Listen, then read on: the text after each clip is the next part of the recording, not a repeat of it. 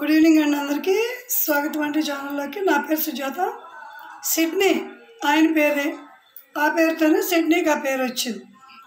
Australia దేశంలో new south Wales అని ఓ రాష్ట్రం ఉంది. దాని రాజధాని సిడ్నీ.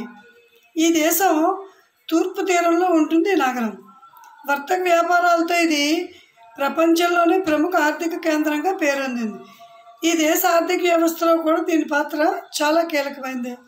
ఇంగ్లాండ్ నుంచి ఓడల ద్వారా వచ్చిన ఇంగ్లీష్ వాళ్ళు మొదటగా ఇక్కడికే చేరారు. ఇక్కడ విభిన్న సంస్కృతులు కనిపిస్తాయి. ఇంగ్లీషు, అరబిక్, మాండ్రిన్, గ్రీకు, వియత్నామీసులను ఎక్కువగా మాట్లాడతారు. మొదటి దీన్ని న్యూ ఆల్బినో అని పిలిచేవారు.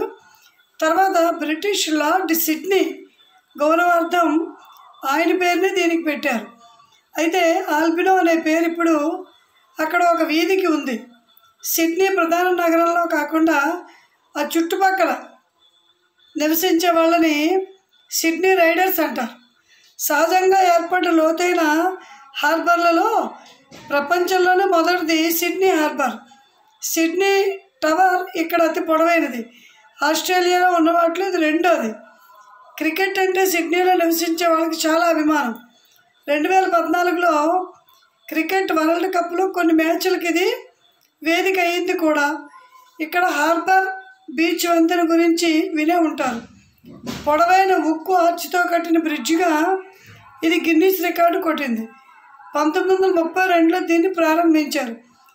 స్థానికులంతా ముద్దుగా దీన్ని ద కోట్ హ్యాంగర్ అని పిలుచుకుంటారు. సిడ్నీకి వచ్చే పర్యాటకుల సంఖ్య ఏటికేడాది పెరుగుతూనే ఉంది. 1,50,00,000 మందికి పైగా స్వదేశీ విదేశీయులు ఇక్కడ వస్తూ ఉన్నారు. ప్రపంచంలో అతిపెద్ద చేపల సంతల్లో మూడోది ఇక్కడే ఉంది. ఇక్కడ జార్జి స్ట్రీట్ ఈ దేశంలోనే అతి పురాతనమైన వీధి. అందమైన బీచ్లు, ఒపేరా హౌస్, హార్బర్ బీచ్ లాంటి వాటికి ఎంతగానో ఆకర్షితులు అవుతున్నారు. దీనికి దగ్గరగానే సిడ్నీ ఒపేరా హౌస్ ఉంటుంది. భవనం ఆకారాన్ని బట్టి బోలెడంత ప్రత్యేకతలు తెచ్చిపెట్టింది ఇది. సాంస్కృతిక పబ్లిక్ కార్యక్రమాల కోసం ఈ రాష్ట్ర ప్రభుత్వం 1973లో దీన్ని ప్రారంభించింది. మెలమెలా మెరిసే 10 లక్షల టైల్స్ని దీని కప్పుపై వాడారు. ఇవి 15 టన్నుల బరువు ఉంటాయట. యునెస్కో దీన్ని 2007లో ప్రపంచ వారసత్వ కట్టడంగా కూడా ప్రకటించింది. ఏటా దాదాపు 80 లక్షల మంది దీన్ని సందర్శిస్తూ ఉంటారని చరిత్ర చెప్తోంది.